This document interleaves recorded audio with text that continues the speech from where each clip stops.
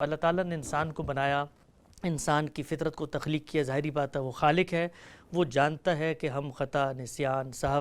اس کے پتلے ہیں، اجرت پرستی میں کوئی غلطی بھی کر بیٹھتے ہیں اور اہوا کی پیروی میں بھی مشغول ہو جاتے ہیں، جس سے کوتاہی ہو جاتی ہے، گناہ ہو جاتا ہے۔ لیکن اللہ تعالیٰ کی یہ حکمت بالغہ ہے، اللہ تعالیٰ کی یہ بے پایہ رحمت ہے کہ انہوں نے گناہ کے بعد ایک رستہ رکھا ہوا ہے رجوع کا، جس کو قرآن مجید توبہ کہتا ہے۔ جب یہ دین کہتا ہے کہ عین فطرت کے مطابق ہے، تو توبہ کا دروازہ کھلا ہونا اصل میں اسی کی غمازی کرتا ہے۔ اس میں کوئی شک نہیں ہے،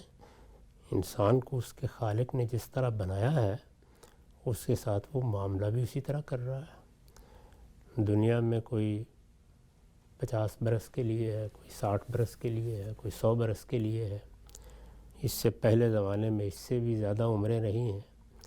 تاہم جتنی بھی ہوں ایک محدود مہلت ہے جو انسان کو ملی ہے۔ اس میں ایک طریقہ تو یہ ہو سکتا تھا کہ گناہ کر لیا تو اب وہ آپ کے اعمال نامے میں درج ہو گیا، اب کوئی راستہ نہیں ہے، لیکن اللہ تعالیٰ نے عین عنایت فرمائی ہے، اور وہ یہ کہ ابتلا میں تو انسان کو ڈالا گیا ہے، اس کا امتحان ہو رہا ہے، اسے آزمایا جا رہا ہے، اس کے علم و عمل کو دیکھا جا رہا ہے، لیکن اس کے ساتھ یہ دروازہ کھلا رکھا ہے کہ وہ غلطی کرے، اس پر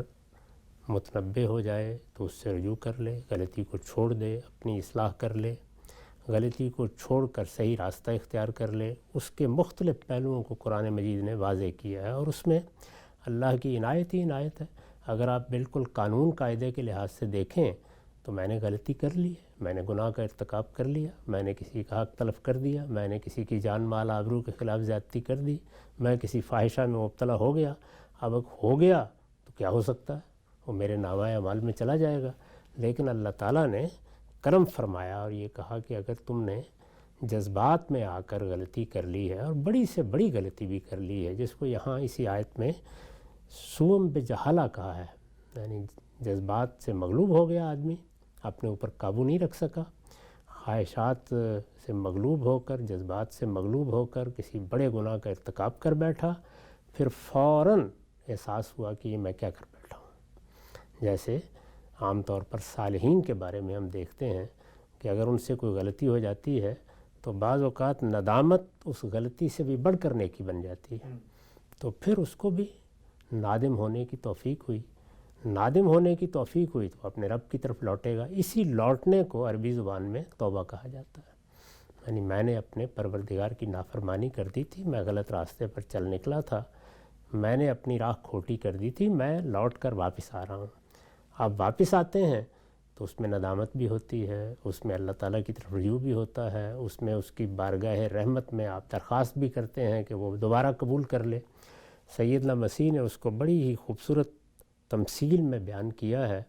کہ یہ ایسے ہی ہے کہ جیسے کسی بھیڑوں کو چرانے والے کی کوئی ایک بھیڑ گم ہو جائے، تو وہ بعض اوقات جو بھیڑیں اس کے پاس ہوتی ہیں اور اس کی وفاداری کے ساتھ اسی کے باڑے میں ٹھہری ہوتی ہیں، ان کو بھی چھوڑ کر اس کو ڈھونڈنے کے لیے نکل کھڑا ہوتا ہے۔ تو اس طرح انہوں نے سمجھایا ہے کہ گناہ گار کا معاملہ اللہ تعالیٰ کے ساتھ بھی یہی ہے، اور پھر جب وہ بھیڑ اس کو مل جاتی ہے تو وہ اس کو ہاتھوں میں اٹھائے ہوئے خوشی کے ساتھ سرشار واپس آتا ہے کہ میری بھیڑ مجھ کو مل گئی۔ تو جس وقت بندہ توبہ کرتا ہے، اپنے پروردگار کی طرف رجوع کرتا ہے، تو ایسی ہی مسرت، ایسی ہی خوشی اس کے پروردگار کو ہوتی ہے،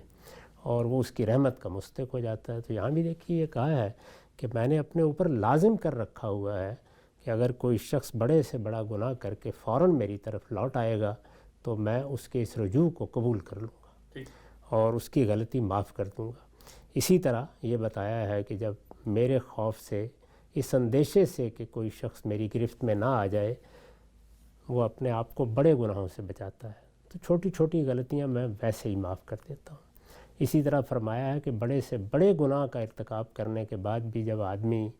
توبہ کرتا ہے، رجوع کرتا ہے، لوٹتا ہے، تو اس کی جو پہلے غلطیاں ہوتی ہیں اور اس کے نامہ اعمال میں غلطی یا گناہی کے طور پر درج ہوتی ہیں، ان کی جگہ بھی اس کی توبہ قبول کر کے نیکیاں درج کر دی جاتی ہیں۔ تو یہ سب اللہ کی عنایتیں، اللہ کا کرم، اللہ کی رحمت، اللہ کا عفو درگزر ہے، جس پر بندوں کو اس کا شکر گزار ہونا چاہیے۔ البتہ یہ بتا دیا ہے کہ اگر تم ساری زندگی یہی کرتے رہے، گناہ کے معاملے میں نہ کبھی تنبیہ ہوئی، نہ توجہ ہوئی، نہ کبھی رجوع ہوا، نہ کبھی معافی مانگی، نہ کبھی اصلاح کی،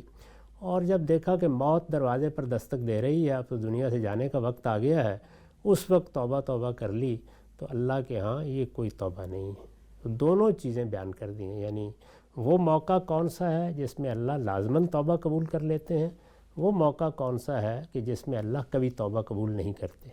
تو اس کے بارے میں نے بھی لکھا ہے، استاد امام نے بھی لکھا ہے کہ جو درمیان کا عرصہ ہے، یعنی فوراً تو توبہ کی توفیق نہیں ہوئی، لیکن موت کا انتظار بھی نہیں کیا، 2 سال بعد 4 سال بعد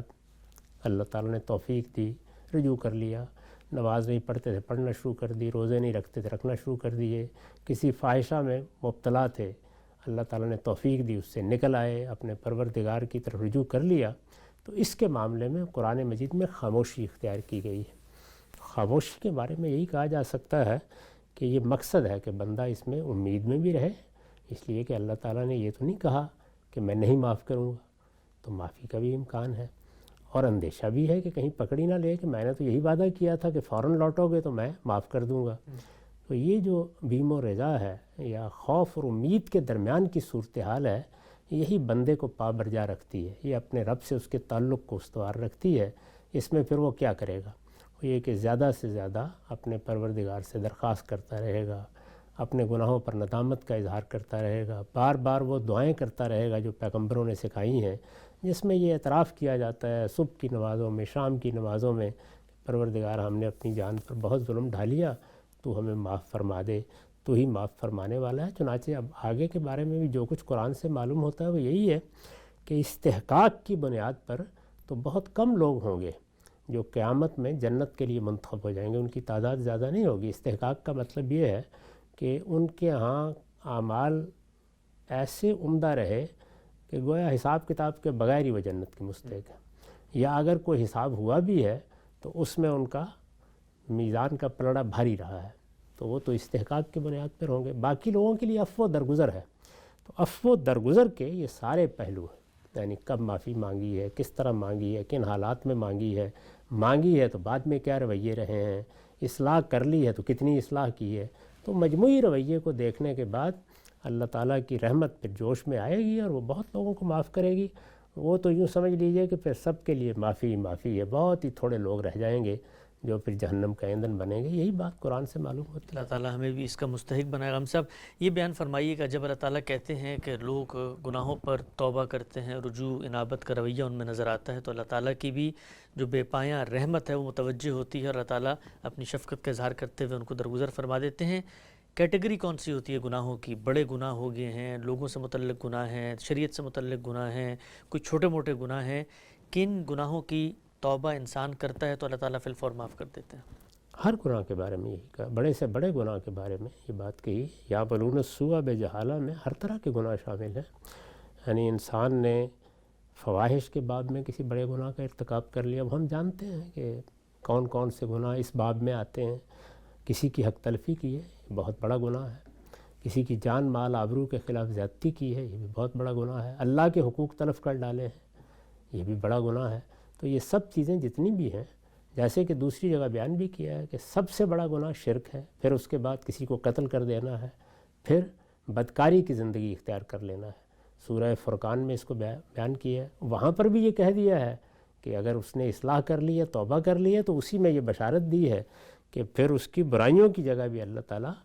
نیکیاں لکھ دیتے ہیں۔ تو یہ سب اللہ کے کرم اور ان کی عنایتیں ہیں۔ بڑے گناہوں میں سے جن کو ہمارے ہاں کبیرہ گناہ کہا جاتا ہے، انہیں اگر متعین کرنا ہو تو میں نے اپنی کتابوں میں واضح کر دیا ہے کہ سورہ بنی اسرائیل میں جو 10 احکام دیے گئے ہیں، یعنی جو احکام 10 ہیں قرآن کے 10 کمانڈمنٹس ہیں، ان کی خلاف ورزی کی جاتی ہے تو اس سے کبیرہ گناہ پیدا ہو جاتا ہے۔